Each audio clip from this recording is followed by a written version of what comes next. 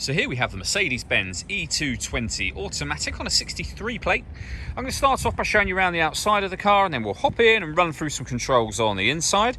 But from the outside, you can see it's a four-door car with alloy wheels. Let's start off inside the boot and then work our way around the rest of it from there. As we approach the back of the car, you can see we have reversing sensors and plenty of boot space as well.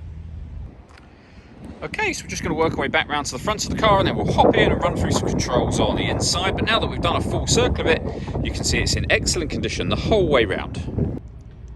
Just briefly before we climb in, I think it's well worth seeing the interior from this exterior point of view. There's plenty to run through on the dashboard, so let's hop in and we'll do that now. Okay, now that we're inside the car, we're going to start with the dials. On the left-hand side, we have the fuel gauge. We have the coolant temperature gauge as well. We have the speedometer in the middle, and a digital readout for the speedometer within that section as well. And over on the right hand side, the rev counter for the car. Also in the middle, you can see the gear the car is currently in. We're in park at the moment. We have reverse, neutral and drive up on there as well. If we back out to the steering wheel, over on the left hand side here, we have buttons that will change the main information in the trip computer section. So for example, you can see the total miles for the car, as well as various other bits of fuel economy and car related information up on the screen.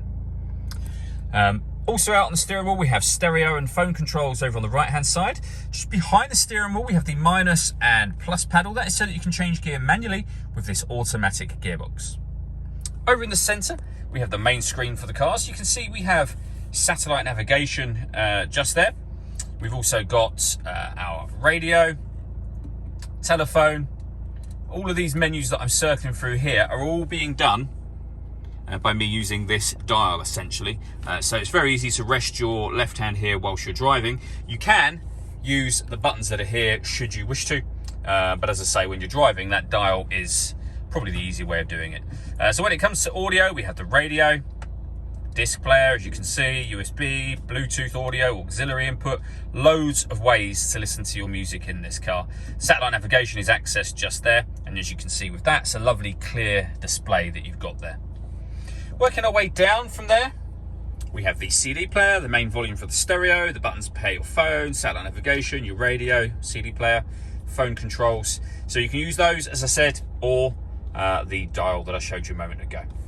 We have a heated driver seat and a heated passenger seat, both with 3 different heat settings on each.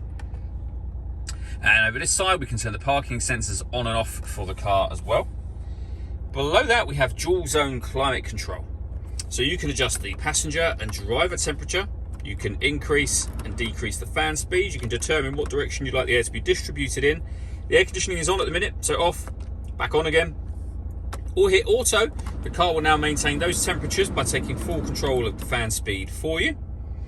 Any manual adjustment like I've just done will turn auto off straight away again.